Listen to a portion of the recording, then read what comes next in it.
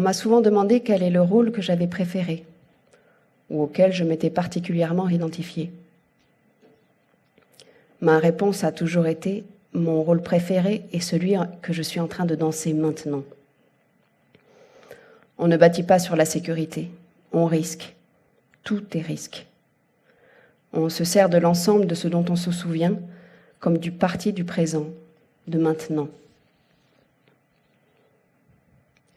Il y a toujours des gens qui viennent me demander des autographes. Le plus étrange, ce fut un soir, après une représentation dans un collège.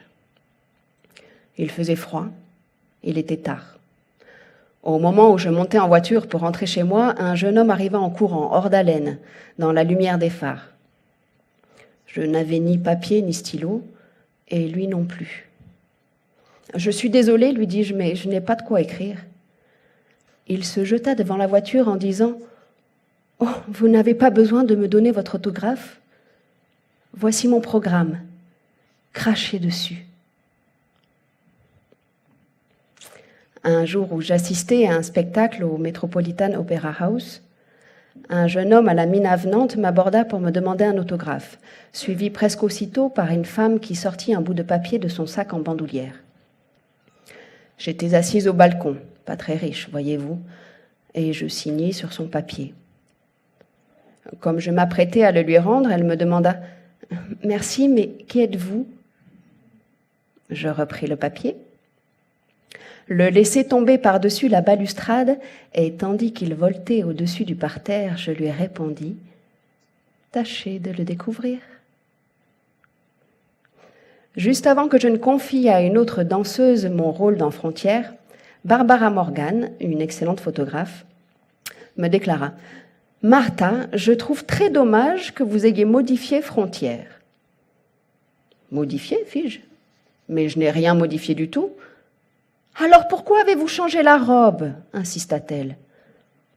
Mais je n'ai rien changé, ripostai-je. Si, j'en suis certaine, fut sa réponse. Et moi, ma chérie, c'est moi qui ai fait cette robe. Je l'ai cousue moi-même et il n'a jamais existé qu'une seule robe, la mienne. Elle ne me crut pas, néanmoins. En d'autres termes, les gens voient parfois ce qu'ils imaginent et non ce qui se passe réellement, 9 fois sur 10. Et quand Barbara revint me voir en coulisses après une représentation de Death and Entrance, nous eûmes un nouveau désaccord. « Je regrette, Martha, que vous n'ayez pas fait revenir cet homme sur scène pendant le final. »« Quel homme ?» lui demandai-je. J'étais en train de me démaquiller devant ma table. Je voyais dans mon dos le reflet de Barbara. « Merce Cunningham, dit-elle. » Et moi, mais il n'a jamais été là. « Je suis tout à fait sûre que si, fit-elle. « Je devrais le savoir, dis-je. Peut-être aurait-il dû figurer dans la chorégraphie, mais je ne l'y avais jamais inclus. »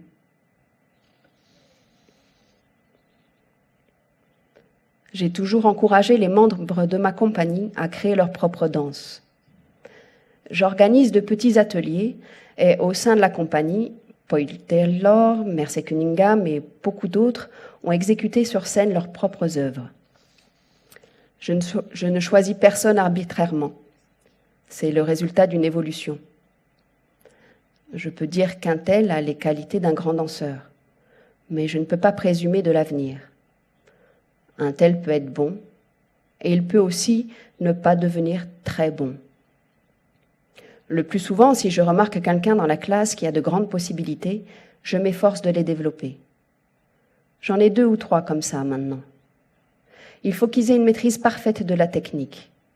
Il faut qu'ils sentent ce que la technique a de merveilleux, les capacités merveilleuses que la technique permet de mettre en valeur. J'ai demandé à Jérôme Robbins de créer un ballet pour ma compagnie. Et à ma grande joie, il a accepté.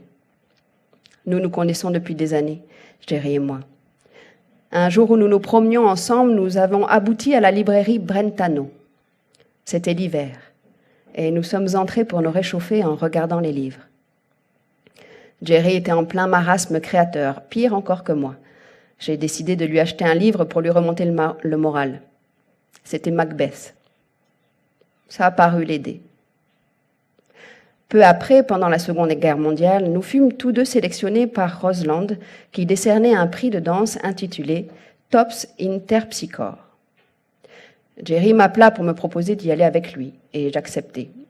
Je n'étais pas très à l'aise. J'aurais dû faire mieux qu'hésiter. J'aurais dû fuir. La salle de danse enfumée était pleine de marins en train de danser le jitterbug et qui ne s'intéressaient pas le moins du monde à cette remise de prix. Quand le maître de cérémonie fit arrêter la musique pour nous présenter, il y eut un mouvement de colère dans la foule. Je fus annoncé comme à l'affiche tous les soirs sur Broadway et Jerry comme un nouveau jeune chorégraphe.